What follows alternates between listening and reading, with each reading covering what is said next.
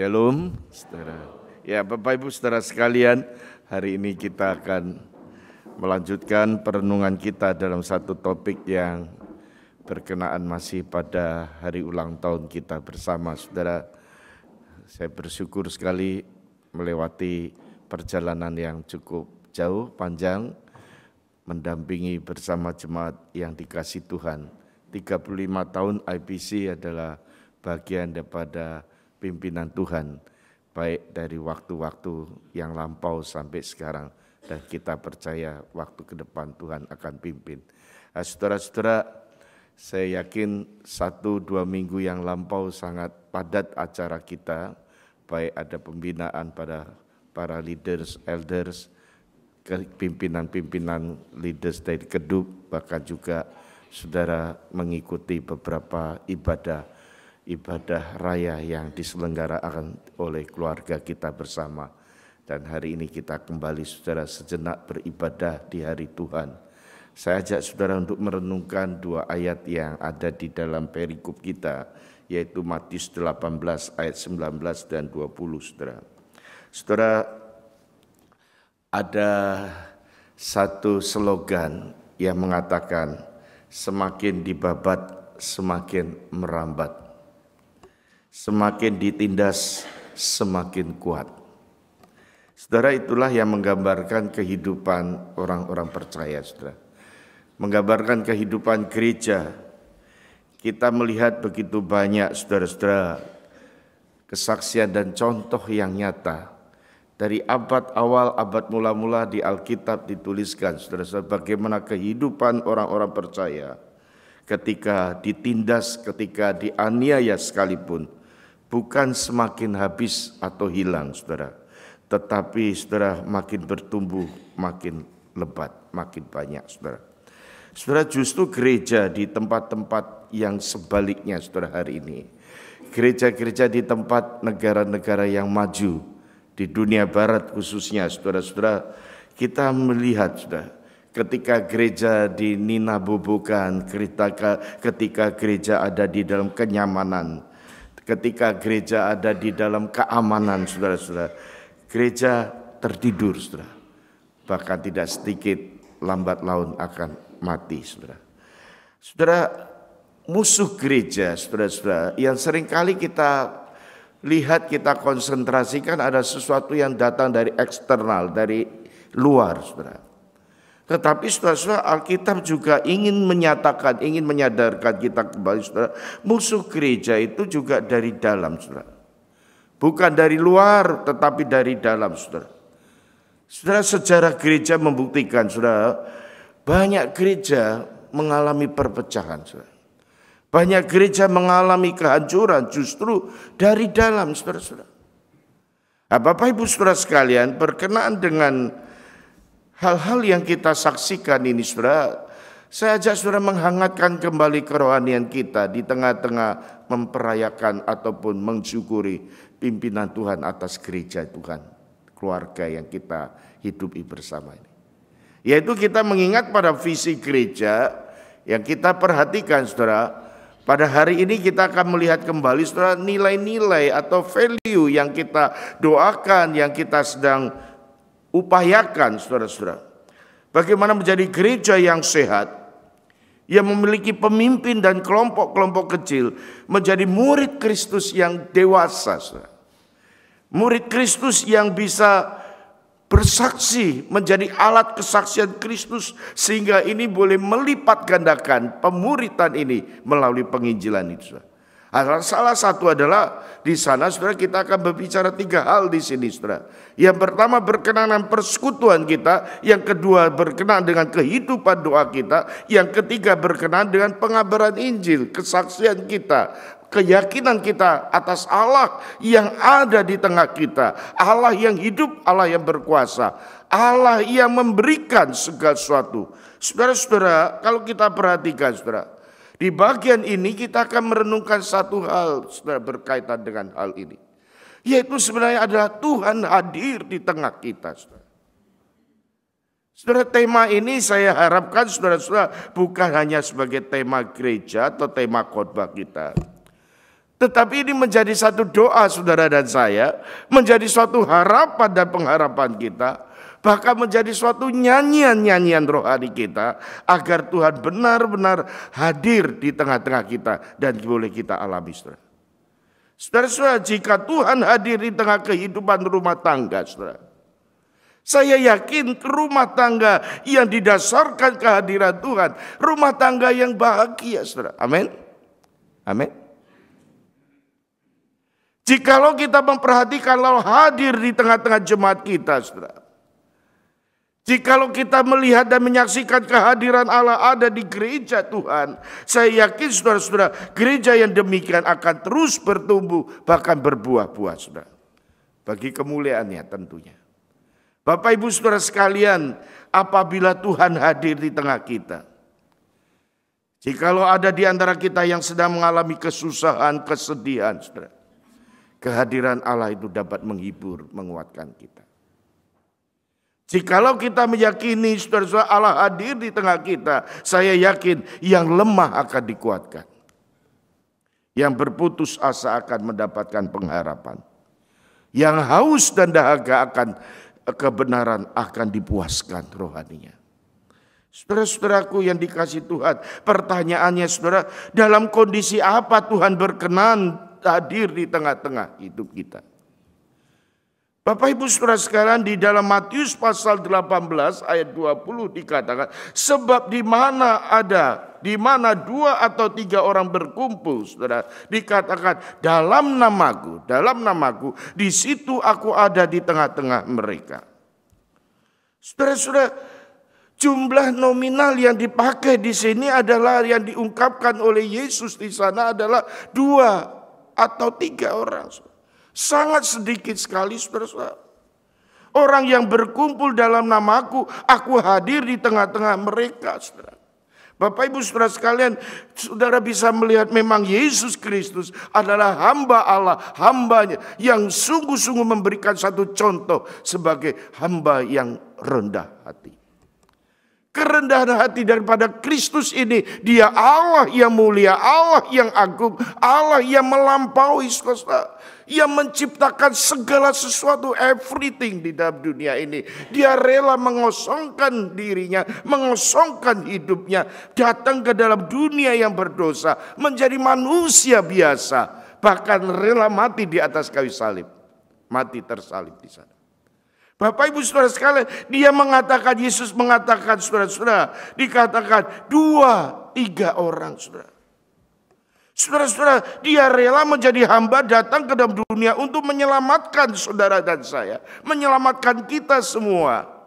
Saudara, dia berkata, 2-3 orang berkumpul dalam namaku, aku ada di tengah mereka. Tapi realita ada pendeta, ada hamba Tuhan yang berkhotbah maunya ribuan orang. Kalau tidak ada ribuan orang, dia enggak ada kerinduan, passion untuk berkhotbah. Beda saudara-saudara, Yesus katakan 2-3 orang, saudara, aku ada di sana. Saudara, inilah kerendahan hati Yesus. Mari kita kembali saudara mengacu pada ayat yang ke-19, saudara, dikatakan, dan lagi aku berkata kepadamu, jika 2 orang daripadamu di dunia ini sepakat meminta apapun juga, permintaan mereka akan dikabulkan oleh Bapa-Ku yang di surga.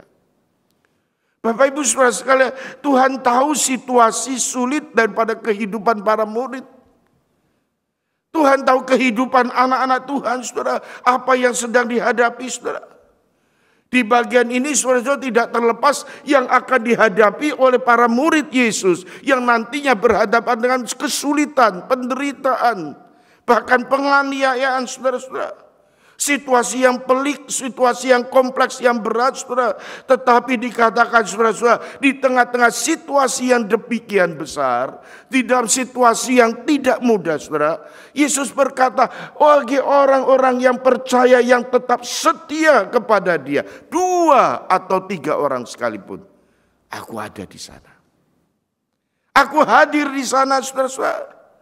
Saudara, dengan kata lain, saudara-saudara, Tuhan ingin menekankan kesetiaan orang percaya, 2 atau 3 orang sekalipun, Di suatu tempat yang mereka tetap bersekutu, tetap berdoa, tetap mengikutnya. Kepada anak-anak Tuhan yang setia inilah Tuhan mengatakan, aku hadir di tengah-tengah mereka. Saudara-saudaraku, kembali saudara-saudara kita melihat, merefleksikan diri dalam diri kita masing-masing. Mari saudara-saudara merenungkan 2-3 orang. Saya bisa membawa saudara bersama-sama untuk merenungkan ayat-ayat ini bagi kita masing-masing. Mari kita kenakan kepada kehidupan keluarga kita. Jika ada 2-3 orang, ada ayah dan ibu dan anak, 2-3 orang, saudara. Berkumpul bersama, berdoa bersama dalam nama Tuhan. Oh, alangkah indahnya. Alangkah indahnya, saudara-saudara, karena di sana dikarenakan Tuhan hadir, saudara. Ketika ada ayah, ibu, papa, mama, anak, saudara, mungkin juga itu cucu datang bergandengan bersama-sama beribadah di hari Tuhan, berdoa bersama dikarenakan Tuhan hadir di sana. Mereka yang bersepakat di dalam namaku, Tuhan memberkati dengan segala kebaikannya. Saudara sekalian, saya berdoa hal inilah yang bisa terjadi dialami oleh setiap jemaat Tuhan. Saya rindu sekali melalui perjalanan 35 tahun IPC sebagai keluarga. 2-3 orang yang dikategorikan ini adalah kita semua. Bersama-sama mengalami kehadiran Tuhan. 2-3 orang di sini saudara-saudara mengartikan juga ketika gereja Tuhan di abad mula-mula di Kisah Para Rasul. Ketika Injil diberitakan bukan hanya 1, 2, 3 orang yang bertobat. Bukan puluhan orang, bukan ratusan orang. Tetapi ribuan orang bertobat menerima Kristus. Kisah Para Rasul pasal 2. Saudara memperhatikan di sana, saudara, ada di antara ribuan jemaat Tuhan, ribuan orang-orang percaya. Siapakah 2-3 orang di sana? Barangkali itu adalah jemaat. Barangkali itu adalah majelis, itu adalah elder, penatua. 2-3 orang di sana, ada penatua, ada jemaat, ada pendeta di sana. Bersekutu bersama, berdoa bersama, Allah hadir di sana. Saudara-saudara, ketika kita melihat 2-3 orang bukan berarti menunjukkan 2-3 orang saja di sini. Tetapi ini menjadi satu dasar persekutuan, kesepakatan, keindahan kehidupan anak-anak Tuhan, saudara. Saudara, kita mengingat sejarah gereja IPC atau gereja keluarga kita, saudara. Itu dimulai dari 2-3 orang. Saudara. Ada 2 pendeta, ada 1 jemaat berkumpul. Ada 1 jemaat menunjukkan foto pada saya. Pak, saya diberkati di gereja Renwick ini. Jadi banyak yang tanya, Pak kita di Kingswood kok namanya Renwick? Nah, ini nama Renwick memang nama keluarga kita. Indonesian Presbyterian Church Renwick. Memang nggak bisa dirubah, aktenya sudah di sana. Walaupun kita ada beribadah di Kingswood, di Liverpool, nanti berkembang di daerah Northwest, mungkin juga di daerah-daerah lainnya. Sudah tetap namanya keluarga Renwick. Mengingatkan sejarah 2-3 orang di sana.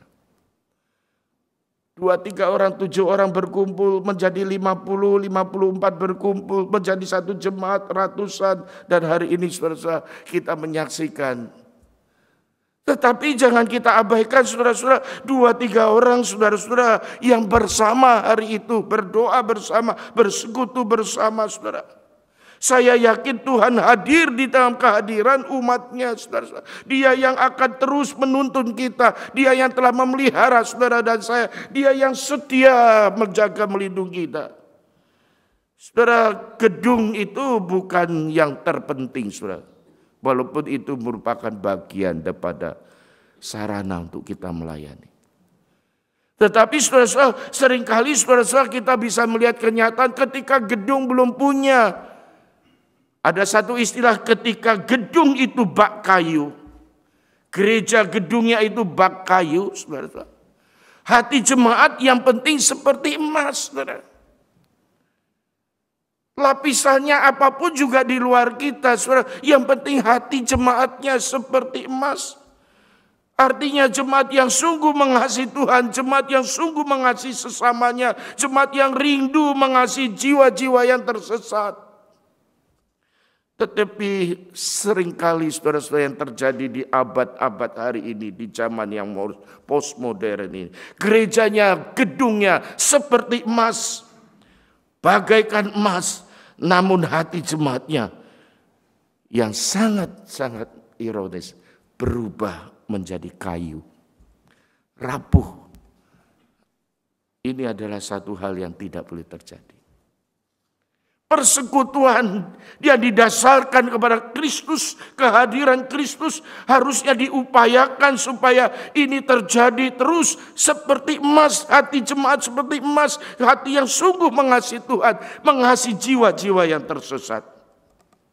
Saudaraku, ayat ini juga mengingatkan kita pada masa saudara dan saya menghadapi masa-masa sulit 3 tahun belakangan ini. Jikalau Tuhan tidak hadir di tengah kita, menyatakan kuasanya bagi kita, saya yakin kita hari ini gak berkumpul seperti ini. Amin. Ayat ini juga mengingatkan berapa waktu masa-masa yang kita sedang lalui, saudara-saudara. Pada masa nanti kita melihat juga di masa-masa yang ke depan. Kemungkinan ada satu masa-masa yang gelap sekalipun, saudara. Mari kita ingat, sekalipun masa gelap itu kita diperhadapkan dengan berbagai macam tantangan, saudara. Ingat, 2-3 orang yang berkumpul, jangan takut. Sang Juru Selamat kita, Gembala kita yang agung, Yesus Kristus hadir di tengah-tengah kehidupan umatnya. Bapak Ibu Saudara sekalian, Tuhan hadir 2-3 orang ketika berkumpul bersama. Artinya apa, saudara-saudara? Memang saudara-saudara berbicara tentang persekutuan, tentang kesepakatan, tentang kesatuan, tentang kehidupan kerukunan. Bahkan di dalam satu pengharapan, di dalam satu doa, saudara. Doa sendiri itu gampang, saudara. Paling mudah doa pribadi, kita berdoa pribadi dimanapun saja bisa, saudara-saudara. Tetapi saudara-saudara, doa bersama 2-3 orang itu semakin tidak mudah. Jikalau ada 2-3 orang berdoa, artinya itu sesuatu yang sangat-sangat berharga sekali, saudara-saudara. Artinya saudara-saudara, doa sendiri yang lebih mudah dibandingkan doa bersama. Kita melihat saudara, doa pribadi itu gampang, saudara. Tetapi ketika berdoa berdua, suami dan istri berdoa, semakin tidak semudah doa pribadi, saudara. Saudara bisa membayangkan apalagi berdoa bersama anak-anak hari ini, saudara. Saudara, saya mengingatkan Pak Sutri, komunitas jemaat Tuhan yang memiliki anak sejak awal ini. Saudara, mari kita biasakan. Berdoa bersama itu tidak mudah, tidak segampang doa masing-masing, saudara. Dia harus berkumpul, berjuang bersama-sama, saudara. Mengupayakan, saudara-saudara. Tetapi ingat, Tuhan di sana hadir di tengah-tengahnya. Saudara, apalagi berdoa dengan orang lain tidak mudah, saudara. Dengan keluarga dekat saja tidak mudah, apalagi dengan keluarga orang yang ada di luar lingkaran kita. Tetapi Tuhan mengendaki. Anak-anak Tuhan yang sungguh-sungguh dipanggil menjadi umat pilihannya di dalam satu gerejanya, dalam satu komunitas, 2-3 orang yang berdoa, beribadah bersama. Yakinlah dan sangat yakin, saudara, dikatakan Tuhan hadir di sana. Saudara, orang yang berkumpul itu pasti ada dasarnya, saudara. Ada motivasi, ada tujuan. Tetapi orang yang diperkenan oleh Tuhan, di sini kondisi daripada kesepakatan itu, saudara-saudara. Case ini diangkat dari suatu peristiwa di mana pada waktu jemaat menghadapi satu masalah, ketika ada orang yang bersalah di sana, ketika Tuhan mengajarkan tentang disiplin kepada gerejanya, kepada umat yang tidak mau bertobat, saudara, ada dasarnya, ada angkanya, ada step by stepnya, saudara-saudara. Di sana ditegur 4 mata, dibawa saksi, kemudian diberikan. Ingat bahwa penghukuman di sana bukan sebagai untuk membinasakan, untuk menghancurkan, tetapi ini untuk membangun kerohanian kembali, untuk memulihkan hubungannya dengan Tuhan. Jadi di dalam disiplin gereja, dalam pengertian pastoral, saudara-saudara, itu ada memulihkan. Memulihkan tentunya hubungannya dengan Tuhan. Memulihkan hubungannya dengan sesama. Memulihkan hubungannya dengan diri sendiri. Karena persoalan manusia ini berkenaan dengan penerimaan, dengan perdamaian hidup. Saudara. Masalah kita yang seringkali kenapa terjadi beberapa macam masalah dalam hidup kita berkait dengan relasi. Karena masalah manusiawi kita. Manusia yang jatuh dalam dosa yang ada di dalam naturnya dalam diri kita ini, saudara, dosa itu. Kita seringkali tidak bisa berdamai dengan diri kita, saudara. Seorang yang bisa berdamai dengan diri kita, itu dasarnya berdamai dengan Allah. Seorang yang sudah berdamai dengan Allah, dia akan belajar untuk berdamai dengan sesamanya. Damai secara pribadi dengan diri sendiri. Seringkali orang mengalami berbagai macam masalah hidupnya. Keluar dengan sesamanya, tidak bisa rukun dan tidak bisa hidup bersama. Karena dalam dirinya ada masalah. Dan Yesus mengingatkan kembali, jika ada 2 orang dalam kondisi sepakat di sana, dia mempunyai satu relasi yang sama, relasi yang kuat, saudara-saudara, yang didasarkan di dalam Tuhan, didasarkan di dalam Kristus yang telah menebusnya, yang telah menyelamatkannya, saudara-saudara. Dia akan mengalami, dikatakan di sana, persekutuan yang diperkenan oleh Allah. Allah hadir di sana, saudara-saudara. Kehadiran Allah inilah, saudara-saudara, yang membawa berkat baginya, saudara. Segala apapun yang diminta, saudara. Bukan berarti apapun yang kita mau Tuhan akan kasih. Yang Tuhan menyediakan yang terbaik, keselamatan, pengampunan atas orang yang berdosa itu. Yang tidak mungkin diubah, Tuhan mampu melakukan. Saudara-saudara, pertobatan kita itu pun sekalipun kita hari ini ada di sini, saudara, itu semua karena kasih karunia Tuhan. Tuhan berbelas kasihan pada kita. 2-3 orang berdoa beribadah bersama, saya yakin orang yang bagaimana itu. 2-3 orang ini ada orang yang sungguh tulus hatinya, saudara, ingin mencari kehendak Tuhan, ingin mendapatkan kasih Tuhan, sehati, sepikir, bahkan merendahkan diri di hadapan Tuhan, saudara. Ini artinya 2-3 orang di sana. Bapak Ibu Saudara sekalian, di dalam sejarah reformasi itu ada seorang tokoh reformasi, Bapak reformasi, reformator, Zwingli. Seringkali kita belajar tentang Zwingli, dengan Martin Luther, John Calvin. Saya memperhatikan, saudara, ketika mereka berbincang-bincang tentang berdiskusi tentang sakramen perjamuan kudus. Zwingli dalam satu penulisannya dia pernah menyinggung betapa sulitnya di dalam situasi ketika menghadapi perbedaan pendapat. Apalagi itu berkenaan dengan teologi.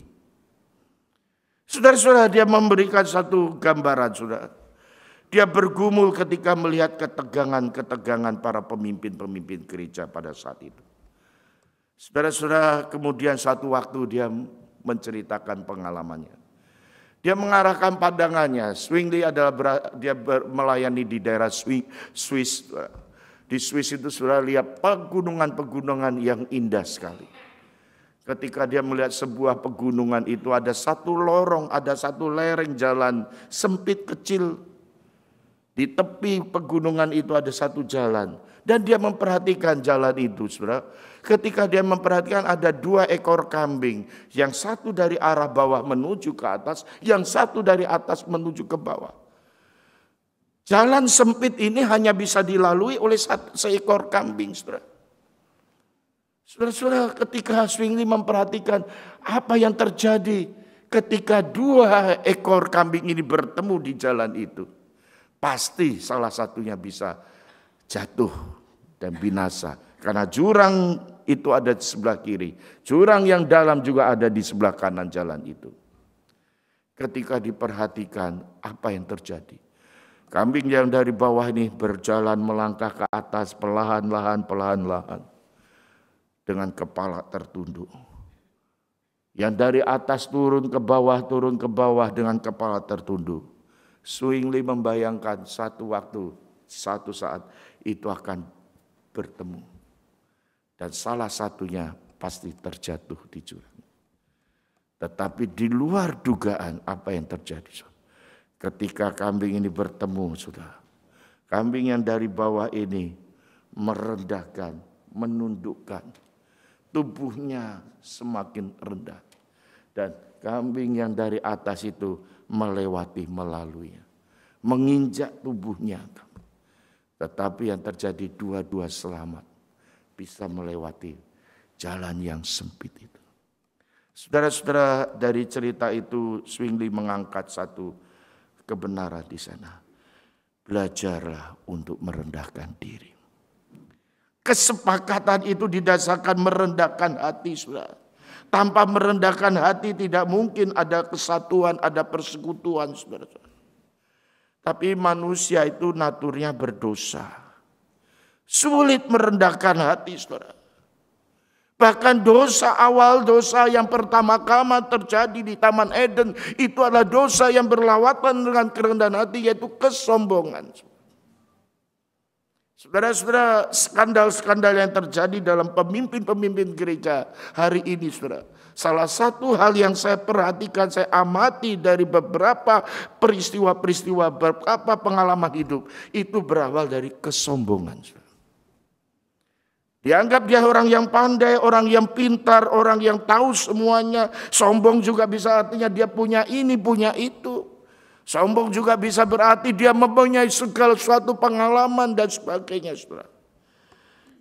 Saudara, kesombongan adalah dosa yang tidak disadari. Seorang yang sadar pasti nggak mungkin sombong. Kenal Tuhan, kenal diri, tahu diri. Tuhan berjanji di sana, saudara. 2-3 orang Tuhan hadir, Tuhan memberkati. Saudara, dalam perenungan yang terakhir ini, di dalam hidup kita banyak hal yang tidak bisa kita lakukan sendiri, saudara. Karena dalam hidup ini banyak hal yang tidak bisa kita pecahkan dengan kepandaian kita. Kita tidak bisa menyelesaikan masalah dengan kekuatan diri sendiri. Dengan pengalaman kita. Karena kita manusia terbatas. Kenapa 2-3 orang? Karena mereka menyadari keterbatasannya. Yang tidak mampu menjalani hidup tanpa Tuhan. Maka Injil perlu diberitakan, saudara. Tuhan hadir dan peduli terhadap pergumulan anak-anaknya, saudara.